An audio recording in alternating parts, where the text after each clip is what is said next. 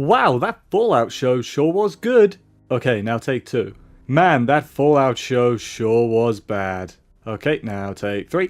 Wow, can't believe Todd Howard announced Fallout 77 in the middle of the show. Sort of killed the pacing, but we'll see where it goes. Okay, now I think that covers the most likely outcomes of the TV show. And to celebrate the release of said show, I decided to look back on the first Fallout game that I platinumed, which also happens to be the most recent game that doesn't have the number 76 in the title, Fallout 4. I'm going to go through the 10 rarest trophies in the game and whether I get why they're rare or if they're actually a lot easier than the percentage might suggest. Quickly to note, admin, everyone's favourite part, for the main percentage I'm going to be looking at the PSN number, but as that only shows one decimal place, some trophies show the same, and when that happens I will be using PSN Profile's track percentage to figure out which is the rarer one. It's not a perfect system, but it's the best I got. Next thing, I took the complete list for this with all the DLCs and everything, so I'll tell you right now there are no base game trophies on here. But I will quickly say Benevolent Leader is the rarest, which requires you to get 100 happiness in a settlement. Post DLC there's more than one way to do this now, and there's a lot of guides out there to do, made by people that are way more qualified than me. I just wanted to mention it because I hated that trophy too. With that said, let's get into this, starting with number 10,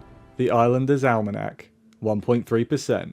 The one and only Far Harbor trophy on this list, which is a shame as I love Far Harbor, one of my favourite DLCs actually, just full stop, any game. For this one you have to find the 5 magazines around Far Harbor itself. They're not random at all, you can look it up and have it done within a few minutes. Now upon further research there's reports of the magazines glitching, which I struggle to believe honestly. There's no way there'd be any bugs or glitches in a Bethesda game. I didn't have any issues with this, and if you did, well, sorry I guess. It probably doesn't take that long to redo anyway.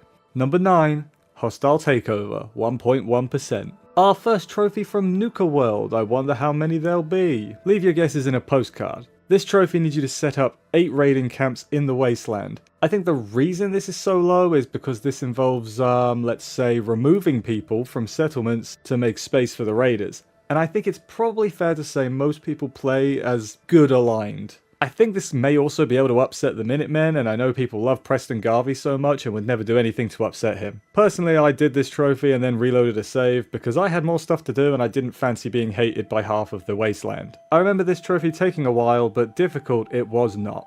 Number 8, Instigator, 1% or 18.42% on PSN profiles. Moving on from the actual proper DLCs that have quests and new areas, we have more settlement rubbish. If it wasn't clear from the Benevolent Leader part earlier, the settlement stuff was not my favourite part of the game. For this trophy, you need to have a spectated fight in a settlement. You need to build a red pad, a blue pad, and also a quitting time siren, and then assign settlers to the pads and have them have a fight. This means there's some material farming involved, everyone's favourite. Some people said you can do it with companions, which yeah makes sense, but I can't verify that myself. Honestly, it's a pretty easy trophy though. I think it can sort of be finicky about whether the game is counting it as a spectated fight or not. That's probably why it's so low, combined with people not wanting to bother with the extra DLC settlement stuff or just the settlement stuff in general. Apparently the quitting time siren that I mentioned earlier helps with getting the game to register it as a spectated, but personally, I don't remember having an issue with it. Number 7. Librarian, 1% or 9.31% on PSN profiles. Back to Nuka World for our second magazine collecting trophy, everyone's favourite. This is much the same as the Far Harbor one. 5 magazines around Nuka World, static locations, I mean it's literally the same thing. Unfortunately for this segment, I don't have a lot to add on it. Look up the locations and you too can read magazines more, and more importantly get the trophy. That's definitely the important part here. Hopefully nothing breaks, which I'm sure it won't. Number 6. Raiding for a Living, 1% or 9.19% on PSN profiles. Sticking with Nuka World, this one requires you to do 12 quests for the raider gangs there. These are endlessly repeating quests from what I can remember, and they're not especially difficult, just sort of general generic tasks. It is time consuming though, as you have to go back and forth to the gang bases, to the Commonwealth, and then back to the bases and repeat a few times until you get the trophy. You might actually spend most of the time loading rather than actually playing the game, which isn't fun at all, and honestly I don't like Nuka World, so that sums it up quite well to me. It's a whole lot of drawn out nothing. Maybe that's a hot take, I don't know. I get why the percentage is low just because of how tedious it is. Non-trophy hunters aren't going to bother doing more than a few of these, and honestly, as it's DLC and not needed for the platinum, most trophy hunters probably would avoid it as well. Number 5.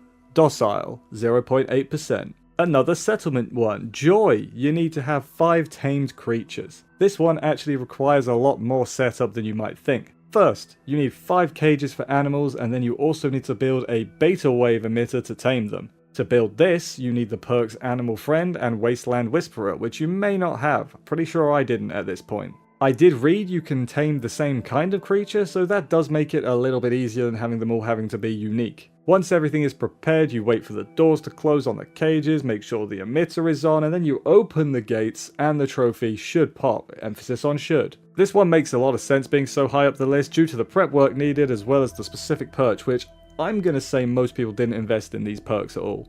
Number 4, Trapper, 0.5%. Our last of the settlement DLC trophies is for building 1 cage of every type. Now that sounds simple, but in practice what this means is you're going to be going all over the map looking for resources, unless there's specific good places to find them, I don't know. Now thankfully there are people online who have already put the exact numbers that you need and whatnot, so maths isn't a skill that you need anymore. Also, apparently you don't need the gorilla cage, which I didn't know until doing a bit of research, and that seems very arbitrary, so if anyone knows why that one doesn't count, I would love to know. Other than that, find materials, build cages, success. Unless it glitches, but that's what backup saves are for. Number 3, Beverageer, 0.4% or 6.82% on PSN profiles. The last 3 are all in Nuka World. For Beverageer, you need to make all 20 Nuka-Cola flavors. To start with, you need to track down the 15 extra recipes around the map. They're static locations, just use a guide to find them, just like the magazines from earlier. And just like the magazines, these can also apparently glitch and not appear, and I am now realizing how lucky I was personally with the spawns. The one of these I remember specifically is the one in the Mystery Mansion, and the reason I remember it is because you have to take the tour, which takes exactly too much time before you can get it. It's not a big issue, but I remembered it, so I had to bring it up and have a little wine. That is far from the end though. You then have to find all the ingredients for these, which is mostly different Nuka-Colas, but there's some other stuff too in there. Like the previous, people have already done all the counting and kindly posted it online for those who don't know how to number. Once doing all that, you make the 20 drinks, hopefully it pops, but make sure you have a backup save. Probably should have mentioned this way earlier, but always make backup saves in these games in case the trophies don't pop right.